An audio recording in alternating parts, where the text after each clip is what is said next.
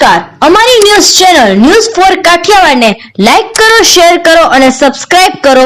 News for Kathiawad. નમસ્કાર. જૂનાગઢમાં મધુરમ વિસ્તારમાં સતત 2 દિવસથી સિંહોના ટોળા ફરી રહ્યા છે. ગતકાલે મધુરમ વિસ્તારના સ્વપ્નલોક ટાઉનશીપમાં મોડી રાત્રે 3 સિંહોએ ધામામ નાખ્યા હતા. મધુરમમાં સિંહોના આટાવેરાથી લોકોમાં ફફડાટ. ઠંડીની મોટી રાત્રે સિંહો જંગલમાંથી ગામ તરફ આટો ફેરા કરવા આવી રહ્યા છે. શિકારની શોધમાં અને શાંતિના માહોલમાં ઘૂમતા સિંહો સીસીટીવીમાં કેદ થયા છે. મધુરમ વિસ્તારના લોકો સિંહોને પકડી લેવા વન વિભાગની મદદ માગી છે. આ પહેલા પણ 4 થી 5 સિંહ મધુર વિસ્તારની એક અન્ય સોસાયટીમાં જોવા મળ્યા હતા.